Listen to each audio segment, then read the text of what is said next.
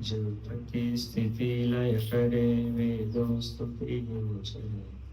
જનારો સુવર્ણ છે બ્રહ્માંડ કોટી માયા કાળ રવિ શશી સુરગણો અજ્ઞાન લોપેક્ષણ અક્ષરધામ નામધિપતિ શ્રી સ્વામિનારાયણ ભગવાન જય. પ્રસાદ સ્વામી મહારાજ ગુરુ સ્વામી મહારાજની જય.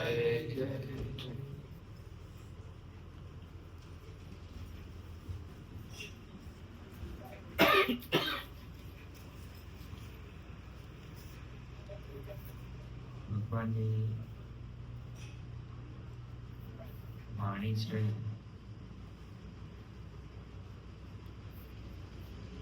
એ પરામણી છે. જગતથી અલગ છે.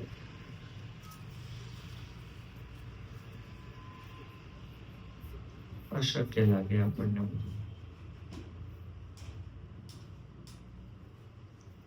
લૌકિક ભાષામાં તમને કહું ને તો ચમત્કાર જેવું લાગે. સહજ છે પણ ચમત્કાર જેવું લાગે.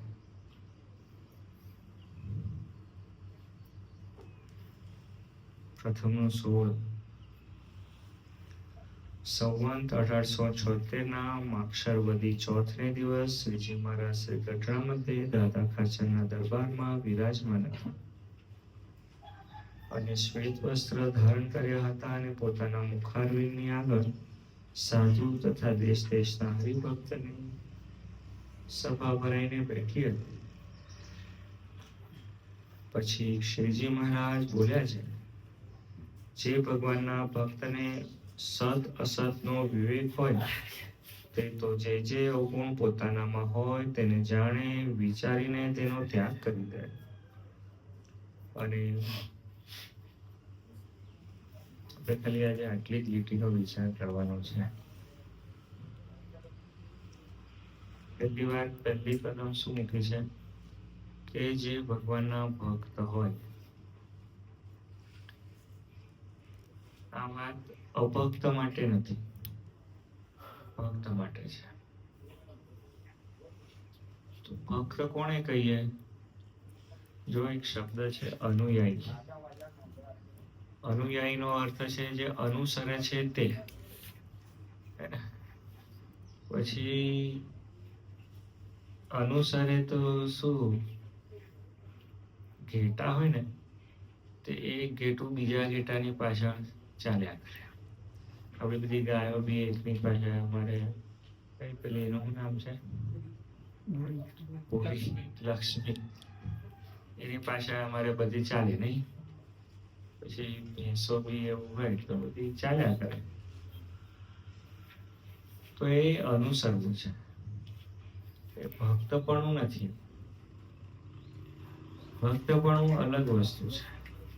બધા યુટ્યુબ જોવે અને પછી એ યુટ્યુબના આધારે ઇન્વેસ્ટમેન્ટ કરે, જ્ઞાન લે, તો એને કઈ ભક્ત થોડા કહેવાય. એને ભક્ત કહેવાય સ્વામીજી, એના ભગત છે. એ તો શું છે, અનુસરે છે. અને એ અનુસરે ને એમાંથી એને શું સિદ્ધિ થાય? પેલું ઇન્વેસ્ટમેન્ટ કરે તો એમાંથી એને પૈસા મળે, રૂપિયા મળે. કોઈ ટ્રીક જાણવાની મળે ને. ઘણા બધા લોકો નહીં પેલું પાકશાસ્ત્ર શું કહેવાય, રસોડાની ક્લિપો જુએ, આપણા સંત સ્વામી જોતા હશે. બધી ગૃહિણીઓ છે જુએ તો કઈ એ નહીં ભગત થઈ ગઈ? ભગત ના કહેવાય, તો અનુસરે છે કે હા. અને પછી એ તો એમાંથી જુએ કે આને તો સમજણ નહીં પડતી. પછી એમાંથી અમુક ભાગ કાઢી નાખે. હવે લસણ ડુંગળી વાળી ક્લિપ આવી હોય તો સહજ જ કાઢી જ નાખવી પડે ને. એની અંદરથી કાઢી નાખે કે લસણ ડુંગળી વગર આના કરતા સ્વાદિષ્ટ બનાવું, અને બનાવે. બધા શું છે, અનુસરે. એ બધા અનુયાયી કહેવાય. ભક્ત એ વસ્તુ અલગ છે, અને ભગવાનના ભક્ત હોવું એ અલગ છે. ભક્ત એટલે શું? 24 કલાક એમનું જ ભજન થયા. જે ભજન કરે છે ને એ ભક્ત છે. તો જેનું ભજન કરે છે એ એનો ભક્ત છે. ઘણા લોકોને કાર લાવવી હોય તો એનું ભજન થયા જ કરે એવું થાય ને. તો શું થયું? એ કોનો ભક્ત થયો? કારનો ભક્ત થઈ ગયો. તો જેનો વિષય છે એનું ભજન કરે, 24 કલાક એનું ભજન થયા કરે, તો શું થયું? એનો ભક્ત થયો ને. તો ભગવાને એટલા માટે ત્યાં એકદમ વ્યવસ્થિત ક્લિયર લખ્યું છે કે જે ભગવાનનો ભક્ત હોય, ખ્યાલ આવે? હવે આપણે આ વસ્તુ બરોબર વચ્ચે મૂકીએ તો આપણને ખબર પડે કે આપણે ખરેખર ભગવાનના ભક્ત છીએ. આપણને 24 કલાક એમનું અનુસંધાન રહે છે. કે સ્વામી નથી તો રહેતું એવું તો કહી રહ્યા છીએ, એ જ તો વાત છે કે નથી રહેતું. તો ભગવાને કહ્યું કે જો એવા ભક્ત થવું હોય તો શું કરવાનું? એની જે વાત કરી છે એ વાત અહીંયા ચાલી રહી છે. પ્રથમનું જે 16 છે ને એ વિવેકનું વચનનું ટાઇટલ છે, એ વિવેકનું છે. અને એની અંદર શ્રીજી મહારાજ ખૂબ ઉત્તમ, ખૂબ કરુણાએ કરીને જે વાતો બોલ્યા છે એ ભગવાનના જે ભક્ત હોય, એટલે અહીં જે વાત કરી છે ભગવાને ભક્ત હોય એની વાત તો કરી છે, પણ કદાચ ન હોય અને જેને થવું હોય એની વાત પણ કરી છે. આપણને એવું થાય ને, કદાચ કલમ જ મૂકે, પહેલી જ કલમ મૂકે તો આપણે તો ઉડી જઈએ. આપણે એમાં બેસીએ જ નહીં. આપણે તિલક ચાંદલો કરતા હોય, પૂજા કરતા હોય, સેવા કરતા હોય, બધું કરતા હોઈએ, પણ એમાં ઉડી જાય કે નહીં? એ કલમ મૂકે, પહેલી જ કલમ મૂકે. ઘણી જગ્યાએ તમે લોન લેવા જાઓ કે લોન જોઈએ છે તો કે હા આપીએ છે, પણ કે જેનો 50,000 પગાર હોય તેને તો ઉડી જઈએ, રહીએ એમાં ગાય. તો ભગવાન અહીં જે વાત કરે છે, પહેલી વાત તો એ કરે છે કે જેને પામવું હોય તે, અને જેનાથી ન પમાતું હોય તે પણ. કરુણા નિધાન છે ને, એમનો સહજ સ્વભાવ એવો છે.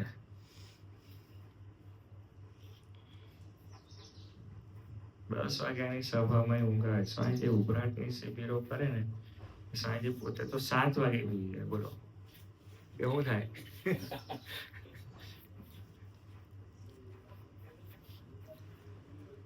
સત અસતનો વિવેક. સત અસતનો એટલે શું ખબર છે? કોઈ વસ્તુ લેવા જઈએ ને, ઘડિયાળ લેવા જાઓ, ગાડી લેવા જાઓ, તો ત્યાં આપણે એક શબ્દ વાપરીએ છીએ, શું? કે આ લાઈફ ટાઈમ માટે છે.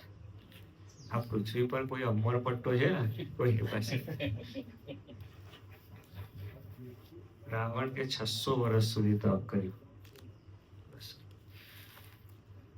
ભગવાન રામચંદ્ર પૃથ્વી પર 10,000 વર્ષ રહ્યા. તોય સંખ્યામાં જ બોલવું પડે ને. 10,000 વર્ષ કે 600 વર્ષ તો સંખ્યામાં જ બોલવું પડે છે. તો હું અને તમને ખબર છે આ અરવલ્લીની જે પર્વતમાળાઓ છે કરોડો વર્ષ જૂની છે. હું શું બોલું છું? કરોડો વર્ષ જૂની છે. બોલો, આ ઋષિમુખ પર્વત જે છે ને, જેના ઉપર સુગ્રીવ રહ્યા, કરોડો વર્ષ જૂનો પર્વત છે.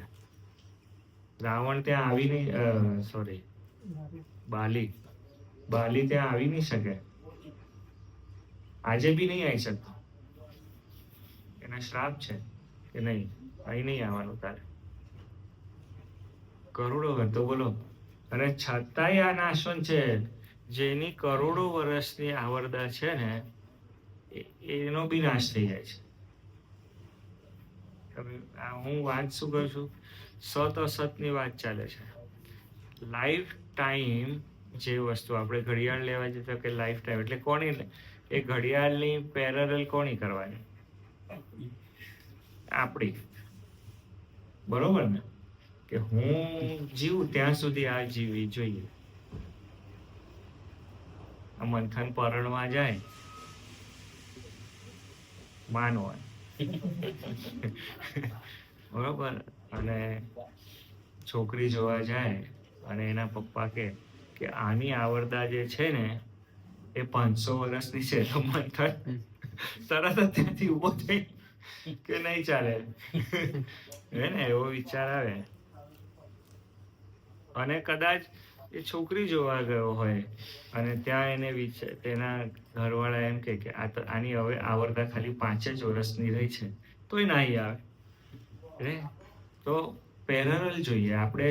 લાઈફ ટાઈમ કોને માનીએ છીએ કે મારું જે આયુષ્ય છે, મારી આંખ ખુલ્લી છે ત્યાં સુધી આ વસ્તુ મારી જોડે જોઈએ, એને આપણે લાઈફ ટાઈમ માનીએ છીએ. સત અસતનો વિવેક એટલે શું છે કે જે સત્વ છે એને હું વળગીને રહું, જે સત છે એ મારી પાસે રહે, અને જે નાશવંત છે એ અસત. બરોબર ને? જે નાશવંત, હા થોડું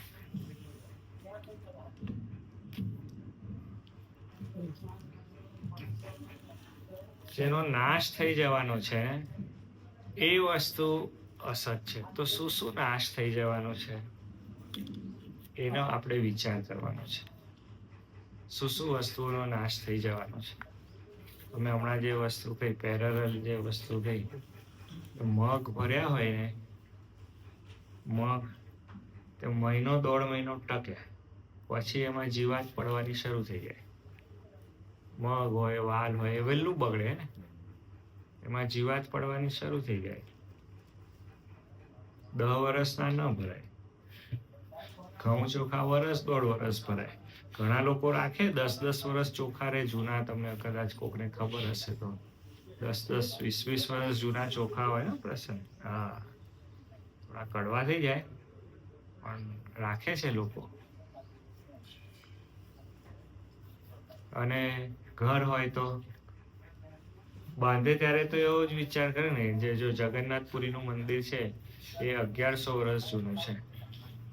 તો રાજાએ એ આજુબાજુ કોઈ જગ્યાએ મહેલ દેખાય છે રાજા, તો રાજાએ મહેલ છે ને એ ઓછી આવરદાનો બાંધ્યો, પણ મંદિર બાંધ્યું એ મોટી આવરદાનો બાંધ્યો. ખ્યાલ આવે છે તમને હું શું કહેવા માંગુ છું? જે લોંગ ટર્મ ટકે એ સત, અને જે ઓછા સમય માટે ટકે એ અસત. આ એક એનો ગુણ છે. પણ જો હવે આપણે આ જ પેરામીટરમાં માપીએ, આપણે થાળ જમવા બેઠા હોઈએ અને થાળની અંદર ખાલી ને ખાલી શીરો જોઈએ કે જમો, તો આ યશ કેટલા બટકા લે? 5 કોળીએ તો પૂરું થઈ જાય. કે સ્વામી ભલે ને ભૂખ હોય પણ ખાઈ શકે નહીં, કારણ કે ગળ્યું ને ગળ્યું જ હોય, ખવાય જ નહીં. એ વિમલ બેઠો તો કે 2 મિર્ચી દેના. તો સત અસતનો બીજો સ્વામીજી એક ગુણ છે એને, જે આપણા સ્વભાવ છે એ સ્વભાવને પણ એના પેરામીટરમાં મૂકવાના છે. નહીં તો આપણા સ્વભાવ બી આપણા આત્મા જેવા ચિરકાળ સુધી ચાલે એવા છે કે નહીં. ઘણા બધા લોકો મને એમ કહે કે સ્વામી મને છે ને ગુસ્સો આવી જાય, પછી મારાથી ખોટું સહન નથી થતું. થાય ને તો ઘણાના ઘરવાળાઓ બધા હોય ને, એ બધા ભેગા થાય ને તો કે આને છે ને પહેલા તો બહુ ગુસ્સો આવતો હતો, એટલે એનો અર્થ શું થયો કે હવે નથી આવતો, હે ને? એવો અર્થ થયો કે ના થયો? નવરાશની વાતો તમને કહું છું. તમે બેઠા બેઠા સ્વાધ્યાય કરશો ને તો ખ્યાલ આવશે. અમે તમને આજે વાત કરી કે પ્રકૃતિ સરખું આચરણ કરે, એટલે આની બી પ્રકૃતિ, તો જ્ઞાન મોટું થયું કે પ્રકૃતિ મોટી થઈ? કહો.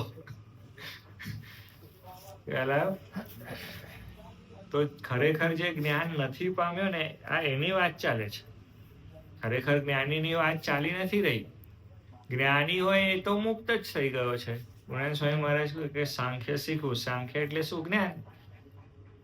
કે આ બધું નશ્વર છે એ શીખવું. જ્ઞાનીની વાત ને, પણ જ્ઞાની પણ પ્રકૃતિ સરખું આચરણ કરે.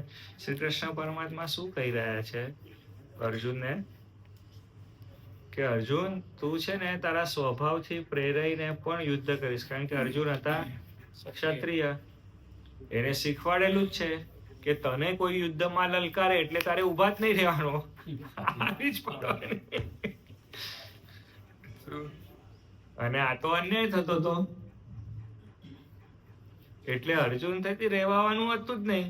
ભગવાન વિષ્ટિ કરવાના સમાધાન કરવા માટે જતા હતા, તોય બધા એમને સમજાવતા હતા કે સમાધાન કશું કરતા જ નહીં. તમે સમજો. અને યુગ પુરુષ, યુગ પુરુષ પિતામહ ભીષ્મની પૂજા થતી હતી, એની જગ્યાએ પિતામહ ભીષ્મએ કહ્યું કે શ્રી કૃષ્ણ પરમાત્માની હાજરીમાં મારાથી પૂજા ન સ્વીકારાય, પૂજા આમની કરવી પડે, હું તો સામાન્ય માણસ છું. આ યુગ પુરુષ છે. હા, એ યુગ પુરુષ સંધિ કરવા માટે ગયા, વિષ્ટિ કરવા ગયા. શું કહ્યું? 5 ગામ આપો. આવું સમાધાન કરાય? તમને મોકલ્યા હોય તમે કરો સ્વામીજી? 5 ગામ આપો કે નહીં? તો ગાંધારીજીએ જે ભગવાનને શ્રાપ આપ્યો ને, એ શ્રાપ સ્વામીજી કેવો હતો કે બોલે તું સમજતો તો વાતને.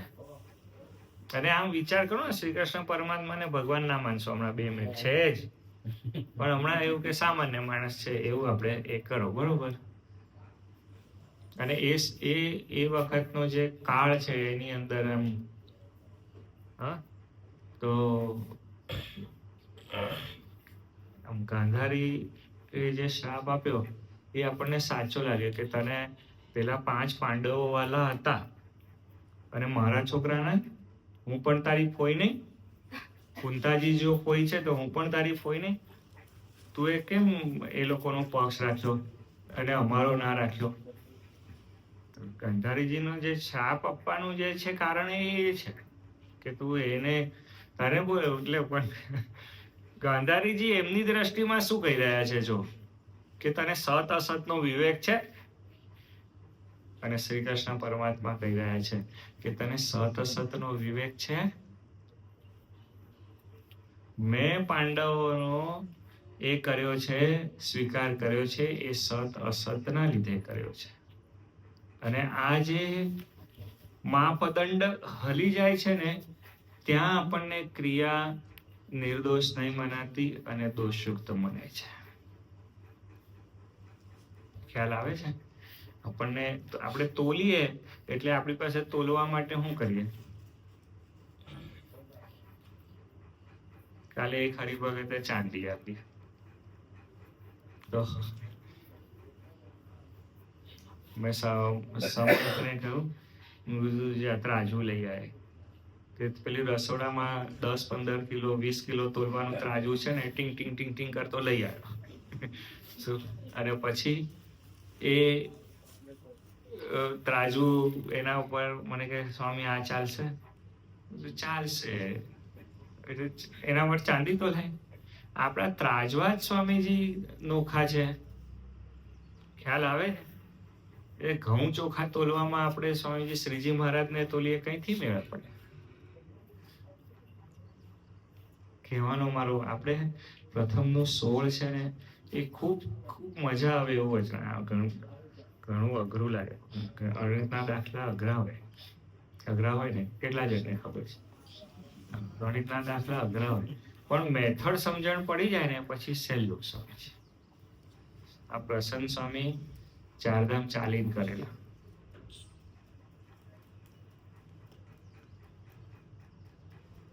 તે ઋષિકેશ ગયા અને ત્યાં આમ પેલા 2 દિવસ તો ત્યાંથી મને કે સ્વામી પાછો આવતો બહુ અઘરું છે, કેમનું થશે? બધું પ્રસન્ન આપણે ત્યાં જ રહેવાનું છે અને થશે બધું, મહારાજ ગોઠવશે. અને પછી તો રોજના 20-20, 25-25 કિલોમીટર ચાલે. ખ્યાલ આવ્યો? હું ન્યુઝીલેન્ડ ગયો, તે રાહુલ હતો મારી પેલો, અમે કાર લઈને એક જગ્યાએ ગયા. મને જગ્યાઓના નામ તો બધા નથી ખબર, રહેતા જ નથી, યાદ નથી રાખવા, છોડ. તમે એક જગ્યા જોઈ ને, મેં કીધું બસ અહીં ઊભી રાખ.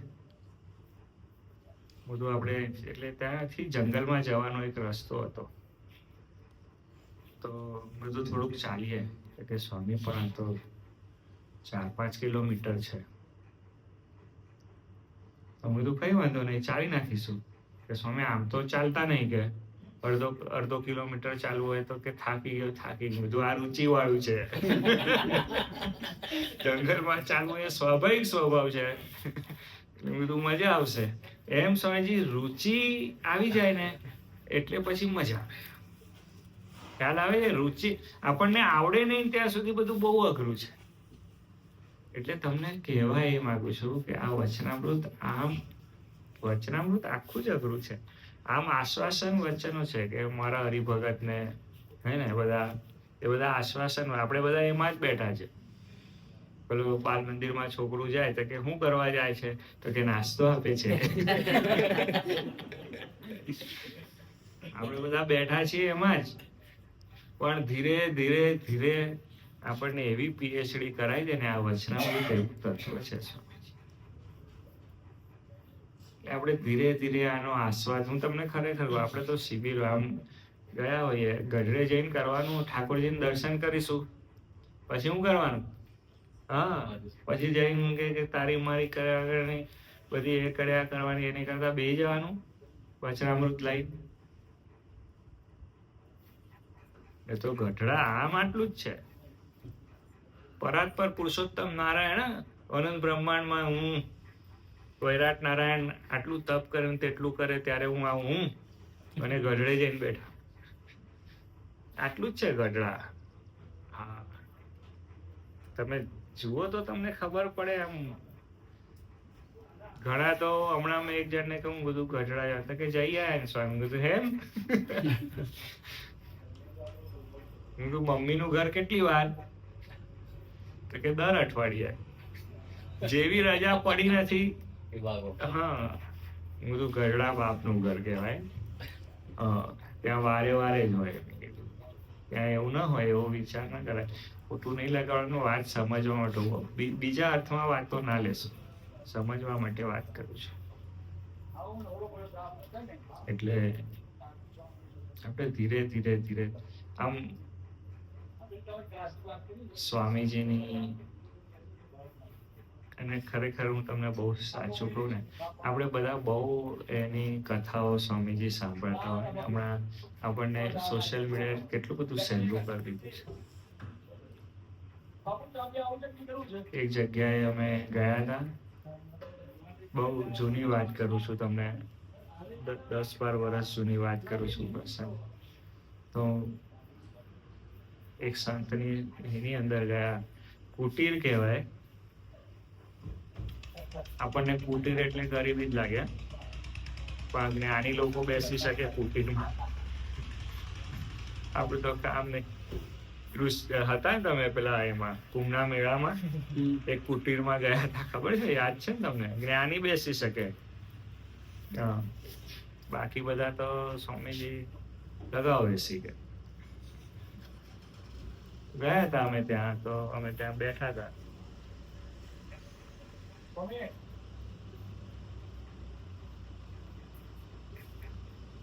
તો મને પૂછે કે કિસ્સે હો? એટલે મેં 2 હાથ જોડીને કહ્યું એ તો સ્વામિનારાયણ સંપ્રદાયથી છે.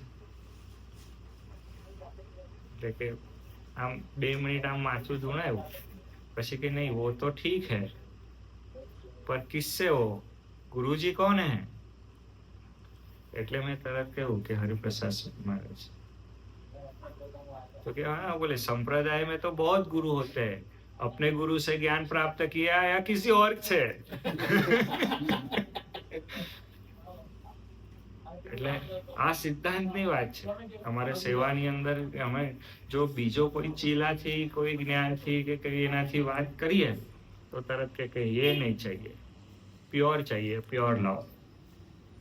કે તારા ગુરુની દ્રષ્ટિથી તું મુક્ત થયો છે તો તારી કિંમત છે, નહીં તો નહીં. આ સિદ્ધાંત, આ સત વિવેક છે. ખ્યાલ આવ? તો આપણે શ્રીજી મહારાજને પ્રાર્થના કરવાની છે કે સ્વામીજી સમજવા માટે, જ્ઞાન માટે તો અમે ઘણું બધું લઈએ, ખૂબ બધું લઈ શકીએ, પણ એકાકાર થવા માટે તો અમને આપ જોઈએ. આમ તાર મેળવવો હોય અમારે તો આપ જોઈએ. તમારો એકતાનો આપ છો. બાકી બધા ઇન્સ્ટ્રુમેન્ટ તો બધી સાત સુર વાગ્યા જ કરે છે. અને તો બધો ભેંકાર થઈ જાય સ્વામીજી, બરોબર વગાડતા ના આવડે ને તો બધું એમ શું કહેવાય ઘોંઘાટ થઈ જાય. એક તારો ટીંગ ટીંગ ટીંગ, આમ નરસિંહ મહેતાજી આમ લઈને બેઠા હોય ને આમ વિચાર કરો, આમ ટીંગ ટીંગ વાગે. જૂના ગામડાઓમાં સ્વામીજી એક તારો જ, ત્યાં થોડી કશું મળે નહીં. જૂના ગામમાં એવું હજુ બી આ કબીરપંથી બધા જે ભજન કરે ને એ આમ એક તારા પર જ લાગ્યા હોય. હે પાણી મેં મીન પ્યાસી ટીંગ ટીંગ, એક તારો, એક તાર લાગવો જોઈએ, બસ એક તાર લાગવો જોઈએ. સ્વામીજી આપ અમારો એક તારો થાવ બસ. સહજાનંદ સ્વામી મહારાજની જય. હરિપ્રસાદ સ્વામી મહારાજની જય. ગુરુ સ્વામી મહારાજની જય.